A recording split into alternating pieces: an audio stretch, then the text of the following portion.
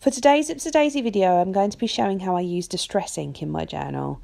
The distress inks that I'm using are quite muted tones, which are quite nice within the journal. They allow you to write over the top of them. And I'm going to use the ink blending tools to apply those through the Leopard print stencil.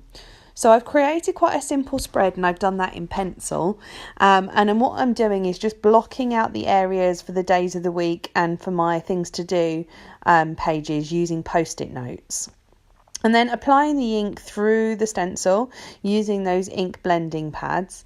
I'm using two different colours to apply the leopard print, a kind of blue colour and a almost kind of pinky purple tone. Just over the top of each other, just at random, covering the whole page. You can see that I'm also covering at the top where I've written the dates of the month and the calendar. And what I'm going to do is go over those in a second in pen, just to bring them again. So really the leopard print is going to be the background to the page. Now that I've covered the page in the print, I'm going to add a bit of a background colour, and it's like a browny, very neutral colour just over the top, straight onto the page, so not through the stencil. And that again is using the ink blending tool. And you can see that then when I take off those post-it notes that I've cut to shape, you've actually got the areas left that I'm going to mark out as where the days of the week go. And I'm using the Studler Triplus fine liner to outline those areas. And just going around the bigger boxes there at the bottom of the page just to make them stand out and pop. And then I'm going to go over where I've written the dates of the month, and I've done it in a kind of faux calligraphy, so writing the word out first and then thickening up all the downstrokes.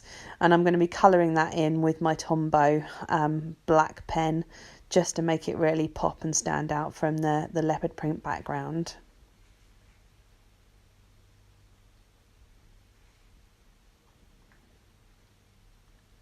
As you can see, just using the finer end of the Tombow dual tip to colour those in.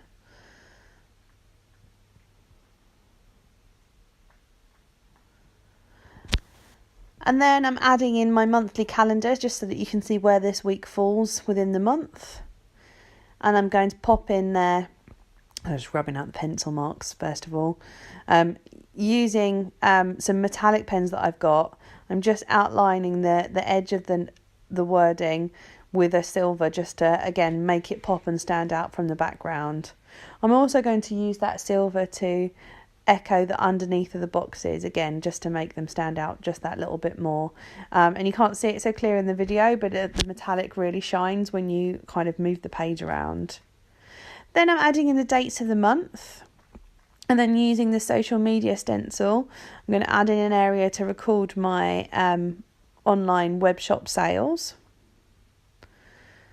And then in the centre of the page, over the top of where the pattern is, I'm putting in my social media icons to track the social media for my different business accounts.